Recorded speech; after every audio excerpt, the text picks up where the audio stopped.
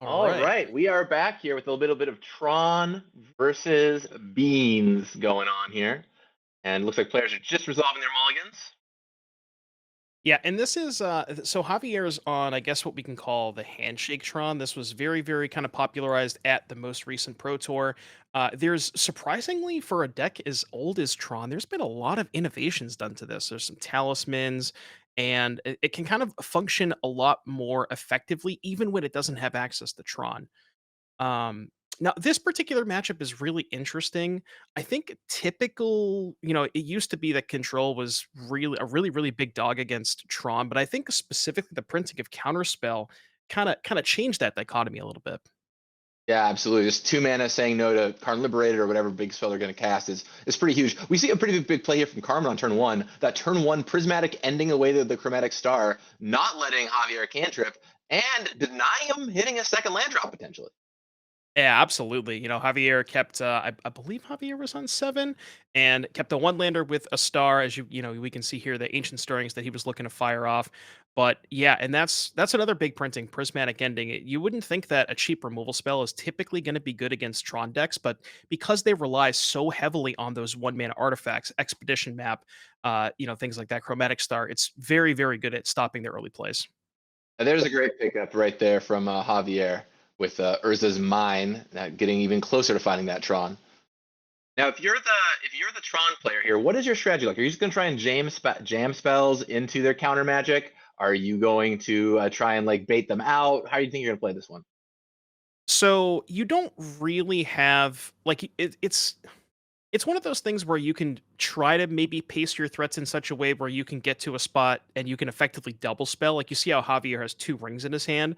You might see get to a spot where maybe on turn 3, if he has access to Tron, doesn't deploy a ring, waits till the next turn when he has 8 mana and then can deploy, a ring and a card in the same turn.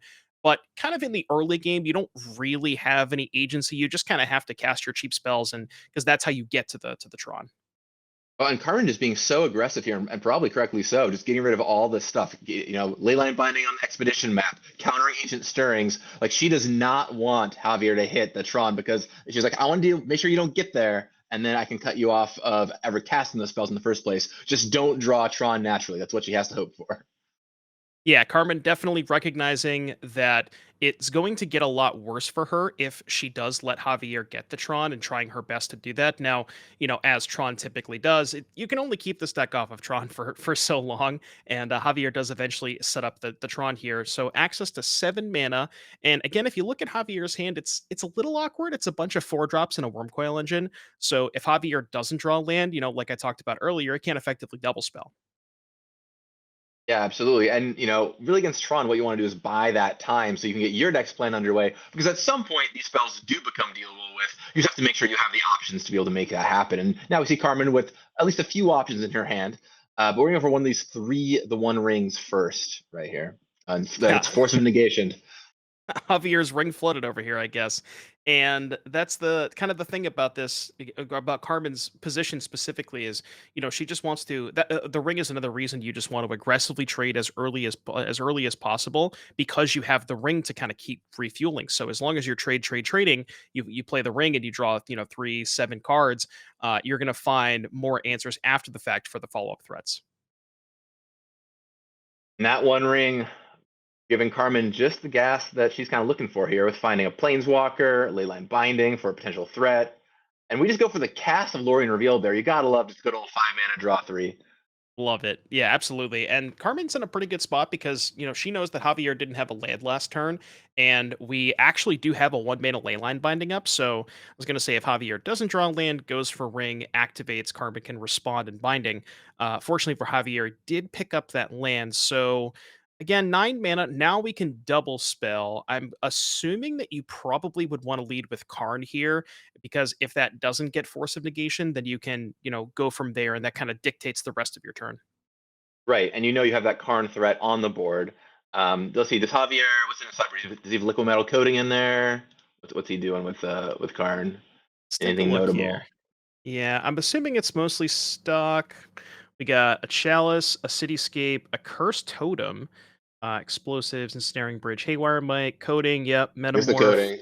needle, sundering titan.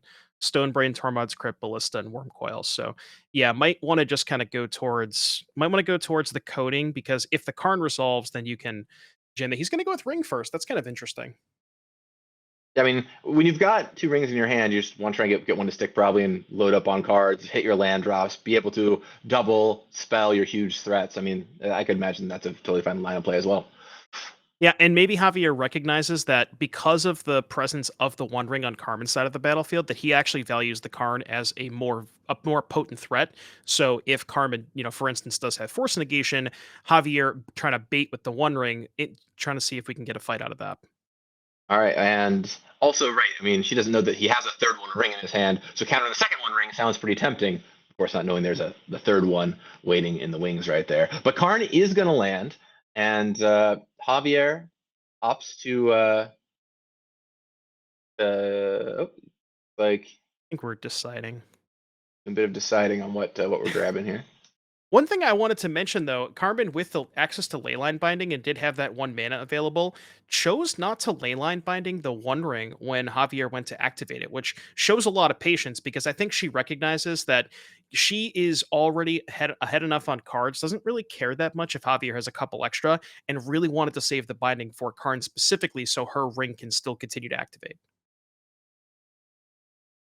Yeah, real heads up play there. And so here we go. Karn is going to go and get something. I love that the sideboard is all one ofs except for two Haywire Might. Just the strongest card you could imagine. There it is. You're like, two Walking Ballistas. Don't ever need that. We'll never need a second Walking Well, Ballista. But Haywire Might, that is crucial. We got to have two of those. And to be clear, I'm not making fun of him. It's just so funny to me from like a game design standpoint, but it's absolutely correct. right. Yeah, no, it's just like Walking Ballista's the card that you usually get last when you have 16 mana or whatever, and most of the time when you're getting it, they're just dying on the spot. And I can definitely imagine spots where you would want a second Haywire Might because you get into these spots where you have like Tron traditionally makes 7 mana on turn 3, and you can go like say get a Haywire Might, play a Chromatic Star, crack the star, you now have a colorless and a green. That's enough for Might plus activate. And that's like a type of effect that you definitely might want access to a second. But against all these leyline bindings too, I mean, she's got the One Ring active, but also if you want to free something up, like he gives you some pretty good options. He opts to get the Phyrexian Metamorph here, copying a One Ring in the future or a huge creature of some kind. And there's that leyline binding hitting Karn. So Carmen's gonna fall to 11, pick up some more cards. Uh, it's like it's just kind of it's tough because it's gonna be really hard for Carmen to pressure. And as I say that, she draws an Omnath. Never mind then. You also gotta love the Hall of the Storm Giants. Not a card you see necessarily in every list, but that card can actually start cracking damage out of nowhere. Absolutely, yeah. And it doesn't look like Javier's got a Dismember in his hand, which can clear the Omnath, but that one's not going to do that much against the Hall. So looks like Carbon's going to Omnath, make some mana. We're gonna have access to 7, so I guess we can go to Fairy Bounce Ring. Maybe she wants to deploy the Hall though. Kind of interesting. Yeah, a few different options for sure here. Curious to see which path she walks down. Notably, I mean, she is out of counter magic. She has the one ley line binding, of course, to shut something down, but she's out of counter magic. So, I mean, this is starting to get in the dangerous territory of like, what is Tron going to have access to? What is it going to be able to draw? Yes, it's got Metamorph. Yes, it's got Dismember. But Tron's top of its deck is always live once Tron is active, so you have to be quite careful. All right, so we're going to go for the beans here, picking up Endurance, a nice pickup there, and going to ley line binding away that ring. Yeah, and Javier still has a whole bunch of gas left in the tank. Carmen knows about the Metamorph. Currently 9 mana, so we can go. I guess you could even go Metamorph the Omnath if you wanted to. I'm not sure if that's the road that Javier wants to go down, but I don't hate it. Yeah, Metamorph on that, trying to do your own thing. Solitude, not Endurance, said the wrong one. Solitude sitting there in Carmen's hand as well.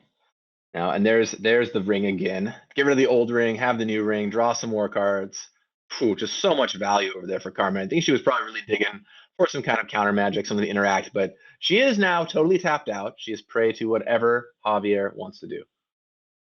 Yeah, so interesting to see how Javier wants to kind of sequence this turn. We can start with Ring, pick up a card there. It almost Might be, it is more mana efficient to lead to maybe go Metamorph, copy Omnath, draw a card there, and then you could maybe deploy either Ring or Wormcoil Engine. But yeah, I mean, with three Leyline bindings down for Carmen, Javier's got to be feeling pretty good about that. He's got to know that his last One Ring is maybe good to go. It's very unlikely that Carmen would find the fourth binding at this point. Yeah, I mean that is the drawback with playing those leyline bindings early. Is yes, you cut him off early, but once he hits Tron, he's going to have action in the late game. All right, so we go for Metamorph on the One Ring. Truly a ring battle. Karn's a pretty good find there. Yeah, and that Karn is going to stick too. I mean, there is no answer in Carmen's hand, but she's also tapped out. No force in sight. And with Javier having access to 6 mana, I almost like Dismember the Omnath, play Karn. He's going to go for Chromatic Sphere. I was going to say Dismember the Omnath, play Karn, and then you can go get the Haywire Bite and potentially even just leave the Haywire Bite in play, not crack it immediately, or just leave the option to kill one of those bindings. Maybe if Carmen finds the fourth binding for Karn, then you can get your Karn back or something like that. But we'll have to see how Javier wants to play this. Picked up a Tron land too. Yeah, so I mean that Chromatic Sphere is essentially puts him up a mana from drawing that land, and he has access to a green in case he ends up wanting to Sylvan Scrying or something this turn. So Dismember hits the Omnath there, taking care of that. Here comes Karn. Yep, there's Carny Boy. But two floating. Could go Haywire Might, pop it on. I don't know what you would pop here. I guess you could get back. Maybe it's weird because so the thing is you use the Chromatic Star, so you don't have green available for next turn. Right, So you gotta use it right now. yeah, yeah, it's weird. So you freeing your Karn doesn't really do a lot. You can reactivate your Karn, but I don't think that's really the winning play. You could free the One Ring, and rid of your One Ring and drawing another card. Maybe Expedition Map not really doing it. So he just opts to get rid of their One Ring. Makes a lot of sense. Yeah, Doesn't I know Karn kind has of another one in his grip. I don't hate that. I mean, I was thinking the other line is maybe just go kill the binding that has the Karn under it, and then you keep the new Karn and you can minus again. Maybe that was a potential line, but it fears. I guess this line might be a little bit better if Carmen does find the fourth binding, because then we could go binding Karn. But once that happens, the ring is no longer in play, so maybe you're a little bit less scared of a top deck binding on Karn in that case. Right. I mean, Carmen does have 7 cards in her hand, or 8 cards in her hand now, but maybe you're just like, yeah, hopefully she doesn't have any gas there. Of course, we know she's got a little bit of gas, although not as much as she could. She's got Beanstalk. Yeah, ring. Very. So actually, Carmen's got a Oh, really dude. sick play. You can go to Fairy, pick up the binding that has the card under it, Javier Legend rules, and then you can play the binding again. To yeah, I think that's what's going to happen here. Oof. Yep, there we go. It's a nice play from Carmen.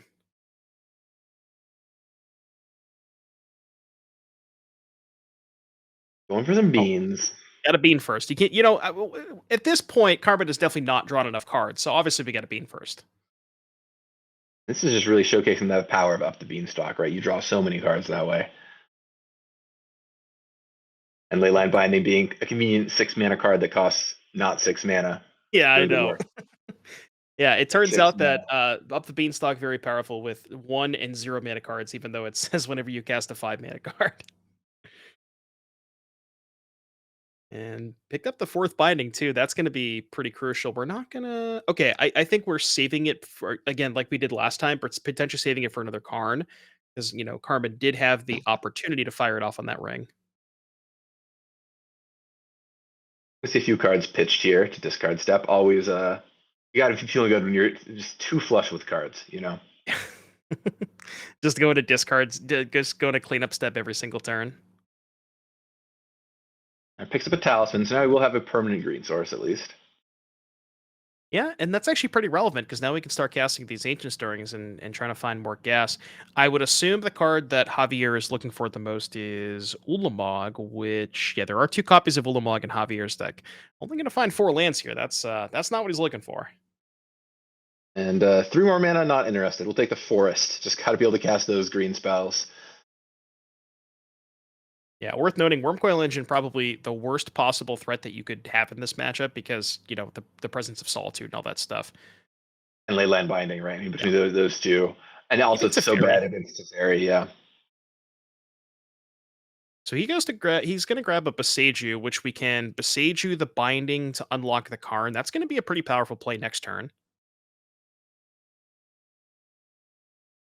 Yeah. It'll unlock the Karn. The question is, what is the Karn trying to get rolling at this point? Like, what are you Karning for? Um, and how is it going to pull you out of this situation? So the options here would be probably Cityscape Leveler. I'm doing a check for Sundering Titan. Oh, there is. Okay, I just missed it. It was kind of looked a little bit different. So yeah, you could go for something like Sundering Titan or Cityscape Leveler. Titan would blow up 5 lands. Yeah, I would imagine Titan's probably the one you would want to go for. All right. Carmen has picked up a counter spell. She's sitting on 2 leyline bindings thanks to Teferi picking one back up.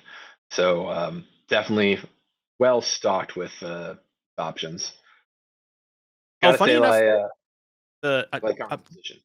the Sundering Titan only blows up 4 lands because there's the green black is Zagoth and then red would be Vents and then you have all blue white lands. So True. You have to settle for only 4 lands in yeah, this only case. 4. Paltry 4 lands.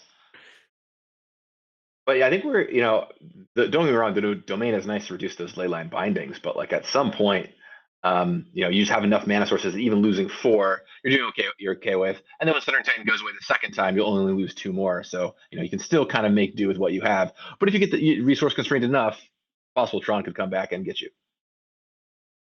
All Yeah, right, so this Car is gonna be a tough one for Javier. I'm wondering, yeah, because if you it's tough. You can Karn for I guess Cityscape Leveler. And Karn for Cityscape Leveler blow up. Guess the other binding to get map. That doesn't really accomplish that much though. Elevation AP points out in chat that if you were really feeling it, you could not select the Goth Triumph or Green to blow up your own forest if you're really trying to get 5 lands, which if you're a person trying to get the most value possible, which I appreciate. True. There's an Ulamog off the top.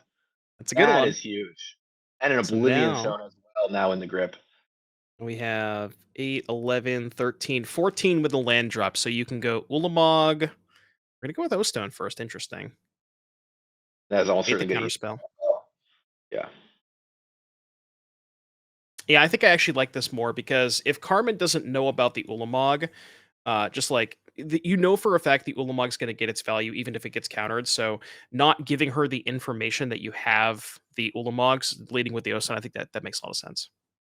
Right. And the Ulamog is going to eat a leyline binding, but it is going to take away 2 things in the process. And, be a big threat that could be unlocked under leyline binding later in the game with that Boseiju, for example.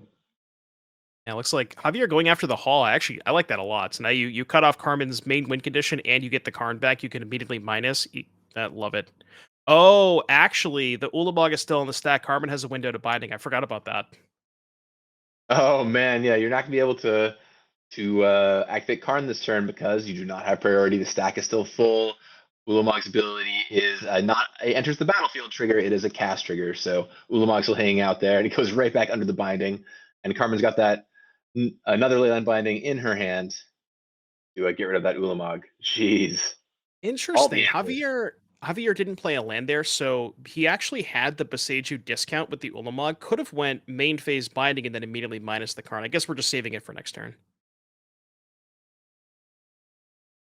I will say I totally agree with you that it's a real heads up play to get rid of that Hall of the Storm Giants. Like that's not a play I think a lot of players would see, but that is how Carmen's going to close this game easily. And she still has ways to close, but it's going to be a lot harder. It's going to take a little bit more time. Yeah, like just looking at Carmen's deck list, for example, the creatures are there's one copy of Omnath, there's one copy of Hall of the Storm Giants, and then the only other win conditions that I can realistically see are Four Solitudes and a Subtlety. Past that, there's not much else. And the Omnath and the Hall are both gone, so it's going to be really difficult for Carmen just to, even regardless of how many cards she has in hand, it's going to be hard for her to physically win this game. Right, and keep in mind she only has 16 cards left in her library, and while that might seem like a lot, you start churning through them really fast as you're beanstalking and drawing your card here off Teferi and so on. So be afraid. Sneaks up on Fair, you. All right, and you there's want to bounce Teferi. that Ulamog for me? I don't Think think so. so. I don't think so. All right, picks up the binding again. Give it back an expedition map. How generous. Now you can binding the Ulamog, but we all know, and Carmen knows about the Boseiju too. I guess you just want to give you want to give you want to give Javier too many Boseiju targets because you can only go after one of them. And we're gonna go after the Karn. Guess we have Solitude for the Ulamog as well, so that can kind of clean that up pretty easily.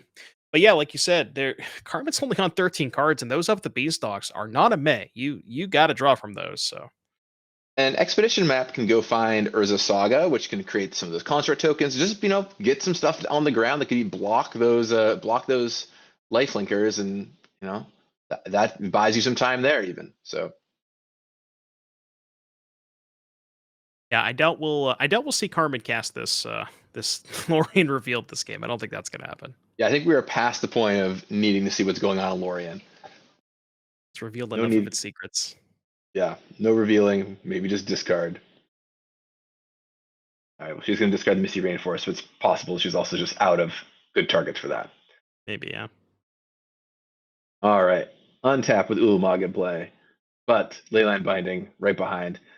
Now, one interesting trick is if you Boseiju Leyline Binding with Leyline Binding's triggered ability on the stack, it does not exile what it's targeting. So if you go to attack with Ulamog and she Leyline Bindings, and you respond with Boseiju on the Leyline Binding, Ulamog will not get exiled. Yep. And it's a pretty big game. Now, of course, there are these evoke creatures in the mix, which is going to make it that trivial to deal with Ulamog, but still thought that was an interesting note. Absolutely. Yeah, and I think, Carmen probably aware of that as well, and that's why she decides to go with the Solitude. Yeah, well, so the Ulamog's gonna go down. Javier did pick up the Urza Saga that you had mentioned, which is gonna give him a couple more threats. But honestly, I think Javier maybe even recognizes this. I think he realizes that his main win condition is just Carmen's deck size, you know? Yeah, just running her out of cards, right? Like she's forced to drop those beanstalks, and only has 11 cards left. 2 expedition maps sitting for Javier, so he can go find more Urza Sagas if he needs. Got Wormcoil Engine, One Ring, just stuff to kind of tie up Carmen's time. Now, Carmen does draw Subtlety there, so she's going to have access to a flyer to start attacking with. But, at 23 life, that's still a lot to chew through. Yeah, Solitude's pretty good, but it just basically gave Javier another two turns or whatever because it gained him 10 life from the Ulamog. So we're gonna start with the ring. Probably looking for maybe the second Ulamog, perhaps. Yeah, that would really do the trick. If we're looking for Progenitus, okay. Not that good. And not quite what you're looking for here. I mean, you can always cycle it away, but let's see.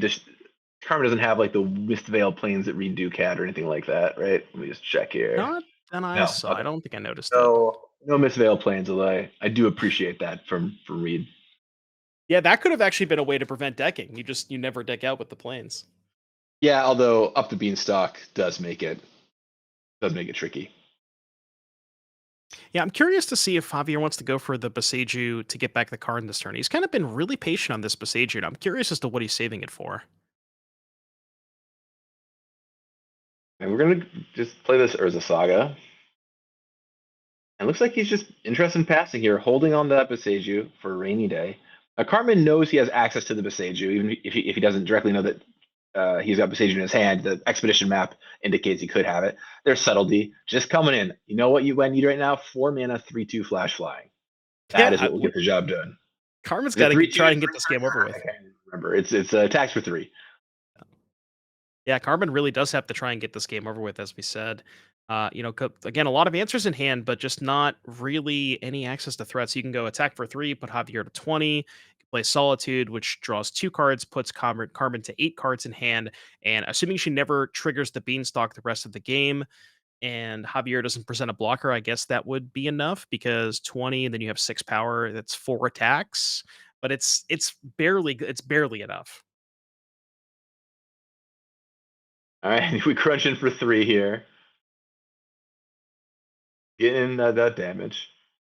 Oh, I had actually forgotten about the Kahira. Okay, Right, there's that's the actually Kahira a thing. companion. Yeah, Something. It's something. because that Just uh, also does kind of speed up the clock a little bit. That pumps all the elementals by +1/+1. it does. The Urza Saga will still make tokens that can block it on the ground. But maybe Prismatic Ending or Leyline Binding of Solitude, whatever, has something to say about that. And now Javier just loading up on cards. Carmen only 10 cards in her library. Even the dismember here is pretty good because it just again we talked about how few creatures Carmen actually has left in her deck. Wormcoil Engine, that thing blocks. Certainly, and gains you 6 life if it connects 2, which is going to make it even more tricky. Yeah, one All attack with right, Wormcoil is basically just game over. looks like we've decided now is the time for Boseiju. So we're Bosejuing away a Leyline Binding, trying to unlock the Karn underneath it. 15 account 16 mana with Tower as the land drop, so that represents a Ballista for 8 potentially. With Carmen at 11, but I mean, even Ballista for 8, you just kill the subtlety, kill the Teferi. I wonder if he's going to go for that. Maybe go for a Sundering Titan. We'll have to see what Javier wants to do. Yeah, I think at this point you just grab the Ballista, and if it sticks, we're going for Cityscape Leveler, also a fine option. Yeah, I actually that one makes a little bit more sense because even if there's a counterspell present in Carmen's hand, you get the cast trigger to kill the subtlety regardless. Right. Right. No, I haven't been counting. Has Carmen used all 4 of her counter spells, or does she have one left? One left still. I'm sure Javier's been counting, but they're all Un- exiled at the moment, so I can't click yeah, in and go see. unfortunately, with the relic of there we go. Looks like 2. Yeah, because they are whiteboarded, so only 2 counterspells down. All right, so yeah, only 2 counter spells. Okay, so you got to be playing around that at this juncture a little bit. Carmen has 4 counter spells, 2 Force of Negation in her deck, so some stuff's still hanging out there. It's really rough for Carmen, though. Every one of these exchanges that's made where Javier is killing a creature, it requires her to cast another 5 or 6 mana spell, which is just 2 more cards drawn from her library. Like you have to play a Solitude or a Binding to answer this, and it's really really rough for Carmen. Right, at some point, it's like you have all the answers in the world, but the problem is you have actually drawn all the answers in the world, and that's going to do you in. And now, Cityscape Leveler hits, and Carmen's in a tough spot. What do you do about this? How do you win the game from this position? Yeah, I guess you can Teferi. Like if Teferi sticks around for a turn or two, you can try to bounce it, but even bouncing it's not really that good of a proposition since we can just recast it and get another cast trigger. I guess maybe okay. Well, here's the thing. Carmen can prismatic ending her own beanstalks if it comes to it. So maybe she's thinking about that. Like say, don't do anything this turn. You can go untap, double prismatic ending, get rid of both the beanstalks, play a binding, don't have to draw cards, get rid of the leveler, and maybe that's her plan. Yeah, you can go down that path. The problem I have is how are you going to win from that position? Right? And you Yeah, still have to win with the 10 cards you have, whether you draw them fast or slow. You don't have a lot left to do that with. Subtlety's exactly. in the graveyard. The Hall of the Storm Giants is exiled. And All right, every time you cast one of these solitudes, you're just giving Javier another 8 or 10 life. So right, and yeah, here comes Solitude. Picks up a Dress Down, picks up Force of Negation. Dress Down's cantrip, looking worse and worse. yeah, I don't want to draw a card off that thing.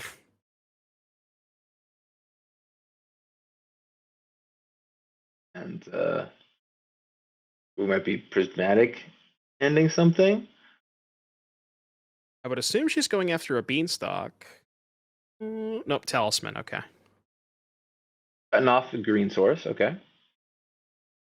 Talisman down. Chose not to exile the Cityscape Leveler because Solitude is an up to, so you don't have to choose. It's true. So that would lead me to believe her plan is probably uptick to Fairy and then binding the Leveler. Yeah, I mean, just try and hope that Javier is out of threats. But with that one ring sitting on 2, about to draw 3 cards, and an active Karn, I guess you can attack the Karn, but it's just it's gonna be so hard. There we go. There's the prismatic ending on Beanstalk. So I think All right, I think we're it's finally sad. at the point where we're gonna start casting more of these 6 mana spells, but we gotta clear these beans out before that. Oh, it's so funny. The point where you're on too many cards, you got rid of your own draw engine. Yeah. No, you know what? I don't think I want any more cards. I think I'm all set. Yeah, I'm actually no more, please. Yeah. All right, and there's the Leyline Binding, clearing the way. Now we can even play Kahira. So Carmen's on 5 cards. You play Kahira this turn. You probably have to kill the Karn. I don't think we can let that one sit around. So assuming Notably, this attack. Oh, go ahead. notably, Urza Saga can be activated for a blocker, right? That is true. That's a good point. I forgot it was on chapter 2. Kinda hard to see that from this angle, but yeah, you're right, okay. Yeah, The yeah, that's Saga can gonna make make a things 4/4. tough. Yeah, I don't know how you're gonna have the time to chew through all this stuff. You have so many Urza activations to fight through. Karn, if it's not answered right away, will be able to minus for something else. It's a tough spot. Yeah. You don't have another removal spell in hand to clear the Saga token, so if Javier's just gonna make an easy block here and just trade off for the Solitude. Yeah. And I It, wonder if it, we it, can. oh, and there's a dress down. All right, we're drawing that card. We're dressing down.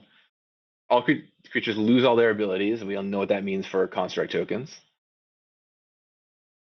I wonder if we could take a look at the exile. I'm curious. I forget how many Solitudes have been cast. I think there's only been 2 cast, right? There's 1 left. Okay, 1 Solitude left. But yeah, just like you said, just not a lot of creatures here. Not a lot.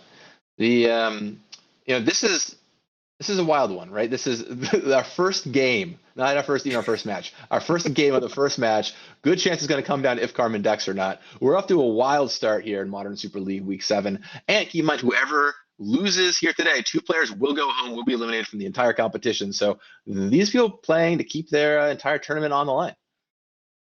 Yeah. Really, really, really good stuff. I didn't think we'd. I mean, when you sit down and you have to you commentate a blue white control matchup, you kind of have a feeling that maybe this is how it goes. But it's a pretty good one to see. This is a very very fun match. And once again, that heads up play of exiling Hall of the Storm Giants really, really crucial. Like if it wasn't for that, good chance it wouldn't be an issue for Carmen. But that really, really helps solve that problem. Yeah, that one kills really quickly. Javier picks up an O stone here. Got a couple of worm coils. But yeah, going back to that Ulamog decision, Javier it really I like the way Javier played this game too, because he had a couple of opportunities to like besiege you the ley line binding on Karn earlier, and with a boatload of mana untapped, and chose not to, just kind of played the game patiently. And it kind of made sense because you want to see how like exactly what kind of threats that Carmen throws at you before you make that final decision on the card. And I like the way Javier played this game. Yeah, and sitting at 4 cards in library, I think that's going to be crazy. Here's a walking ballista. Here's the Ulamog in hand. I think this one is all but over for Carmen. Yeah, and there it is. There's the Confirmed. concession. On to game 2. Jeez, what a wild first game here, the Modern Super League. That was nuts. That was something.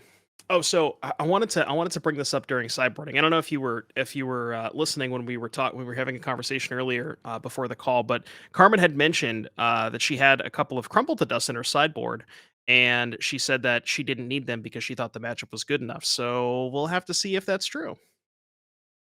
Yeah, yeah. I mean, looks like those did not make the final cut.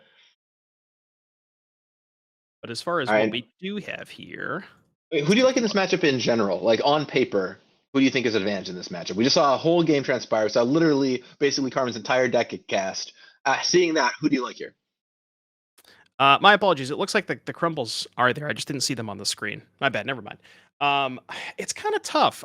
This is very interesting. I thought that Javier was going to be favored game 1. Now that I do see the crumbles there, I'd mistaken those for something else. I probably would say Carmen's a slight favorite of the post board games. I do like, again, the crumble to dust are pretty massive if you can resolve that card and keep Javier off Tron. Like you noticed that game, Javier was just able to overwhelm Carmen's counter spells, just get to a point where he was casting multiple threats in a turn. And the Tron deck has like, you can eventually hit 7 or 8 land drops and start casting your spells, but when you're not double spelling, that makes your counter spells a lot more live. Yeah, once you start be able to post multiple threats in a turn, even if you have all the answers, it's just you can't do that forever, especially when you're backed by the One Ring, right? That One Ring resolves. You don't have any pressure on Javier. He keeps picking up cards. You're gonna, you're eventually gonna run out of stuff to do, or simply run out of time to do it in, as we saw here. Yeah, and Carmen reaching for the Narsets as well. Those are very, very good at stopping Javier's one rings. So yeah, I think that Javier was a pretty big favorite game 1, but I do like Carmen's position a little bit more in these post board games. And yeah, especially just with all the answers she has to specifically ring. We have the 4 bindings. Even Teferi sometimes can reset a ring if you draw a counter spell later. That can be pretty good. And the Narsets and the Vito is definitely going to come in clutch here too. I like Javier just thinking what he wants to bring in. If he wants to bring in someone who's one of bullets in race. He was toying with liquid metal coating, just putting it in the main to try and mise there. Stone Brain, it looks like it might be coming in just to mise. So that's exciting. Yeah, I mean it's matchup with Tron is always interesting because even if your deck is well suited against it, post sideboard, pre sideboard, whatever, if they get a good draw and you just don't have the answer, you're just going to lose.